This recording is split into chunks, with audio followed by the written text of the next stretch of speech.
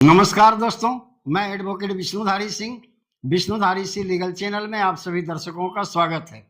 दोस्तों, आज मेरे वीडियो बनाने का टॉपिक है म्यूटेशन के आधार पर किसी को मालिकाना हक नहीं मिलता और राजस्व अधिकारी जो हैं उन्हें रजिस्टर्ड डीड या संपत्ति हस्तांतरण के दस्तावेज की वैधता जांच करने का अधिकार नहीं है। दोस्तों, आइए इसी पर आज आपका वीडियो है।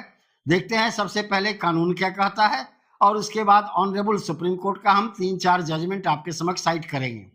दोस्तों, एक जजमेंट साइट करने से हमसे यह प्रश्न पूछे कि सर एक जजमेंट से काम नहीं चलता।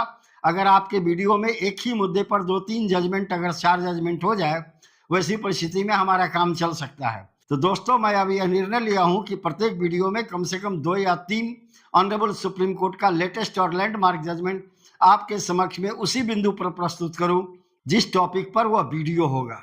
दोस्तों, जैसा कि आप जानते हैं, आज के वीडियो का टॉपिक है कि म्यूटेशन के आधार पर किसी को मालिकाना हक संपत्ति पर नहीं मिलता और राजस्व कर अधिकारी जो सर्किल ऑफिसर हुए या डीसीएलआर हुए, एडीएम हुए या डीएम हुए, इन लोगों को ट्रांसफर डीड किसे कहते हैं दोस्तों? Registered sale deed, registered deed of gift या वसीयत विल या पार्टीशन डीड या कोर्ट की डिग्री, इसकी वैधता को जांच करने का अधिकार नहीं है। अगर इस तरह के दस्तावेज किसी भी राजस्व अधिकारी के पास पहुंचे, यानी तहसीलदार या जिसे आप सर्किल ऑफिसर कहते हैं, उनके समक्ष पहुंचे, तो वो इसके आधार पर म्यूटेशन कर सकते हैं। दोस्तों, एक लेटेस्ट जजमेंट है 2025 का, Tarachand versus Bhanwarlal, honourable supreme court का लेटेस्ट जजमेंट है दोस्तों। इसका साइटेशन नंबर है दोस्तों INSC 1485 यानी 1485। 19 दिसंबर 2024 को इसका फैसला हुआ था दोस्तों। यह 25 में पब्लिश किया गया INSC मैगजीन में। दोस्तों, इसका पारा, इस जजमेंट का पारा नंबर 10, 11, 12 और 13, 14 और 15 ये रिलेवेंट पारा है दोस्तों, मैं प्रत्येक वीडियो में आपके समक्ष में जो लेटेस्ट जजमेंट होते हैं या लैंडमार्क जजमेंट होते हैं उसके रिलेवेंट पारा को भी मैं कोट कर देता हूं, ताकि आप लोग इस लैंडमार्क जजमेंट को या लेटेस्ट जजमेंट को गूगल पर या अन्य किसी भी ऐप के द्वारा डाउनलोड करके सीधे आप उस पारा को पढ़ें और अपने केस में इसका लाभ उठाएं। तो दोस्तों, इसी केस के ताराचंद वर्सेस भंवरलाल वाले केस में पारा नंबर 12 और पारा नंबर 13 के अंदर में ऑनरेबल सुप्रीम कोर्ट ने अपना निर्णय सुनाते हुए कहा कि म्यूटेशन सिर्फ फिजिकल पर्पस के लिए होता है, यानी उसका उद्देश्य जो है सिर्फ जमीन पर कब्जा साबित करने के लिए और कब्जाधारी से राजस्व यानी टैक्स वसूलने के लिए होता है, न कि इससे किसी को मालिकाना हक दी जा सकती है।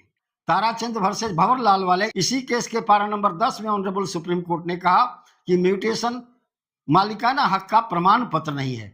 जैसा कि दोस्तों पहले के भी काफी जजमेंट थे जिसमें मैं पहले भी बता चुका हूं कि म्यूटेशन के आधार पर किसी संपत्ति पर किसी व्यक्ति को मालिकाना हक नहीं मिलता, भले आपका म्यूटेशन 100 साल का हो गया हो। पारा नंबर 15 में ऑनरेबल सुप्रीम कोर्ट ने कहा कि वसीयत की वैधता यानी डीड की वैधता, उस ट्रांसफर डीड की वैधता जिसके आधार पर संपत्ति का हस्तांतरण हुआ है, उसे जांच करने का अधिकार राजस्व अधिकारी को नहीं है। न तो सर्किल ऑफिसर, न एडीएम, न डीएम, कोई राजस्व अधिकारी डीड की वैधता यानी ट्रांसफर डीड की वैधता की जांच कर सकते हैं। इसकी वैधता को जांच करने का अधिकार सिर्फ और सिर्फ सिविल कोर्ट को है। अब एक दूसरा लेटेस्ट जजमेंट को हम देखते हैं दोस्तों, भी ऑनरेबल सुप्रीम कोर्ट का लेटेस्ट जजमेंट, करम सिंह वर्सेज अमरजीत सिंह।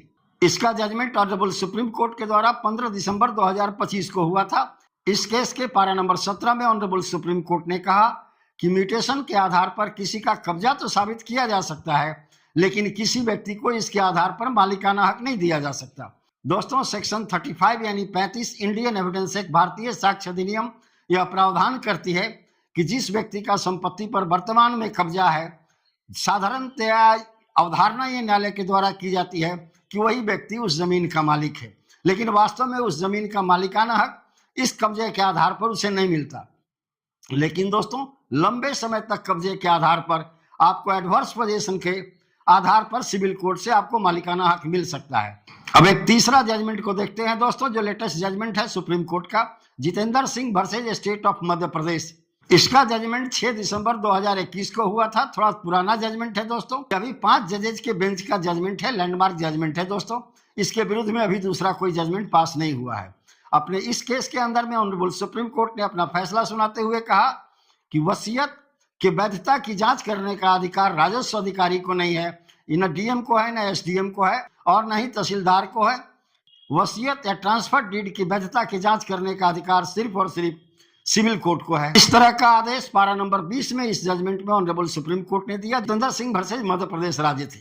अब दोस्तों, जैसा कि मैं पहले बता चुका हूं कि म्यूटेशन से आप एडवर्स पोजीशन कैसे ले सकते हैं। दोस्तों, म्यूटेशन कब्जा का प्रमाण है।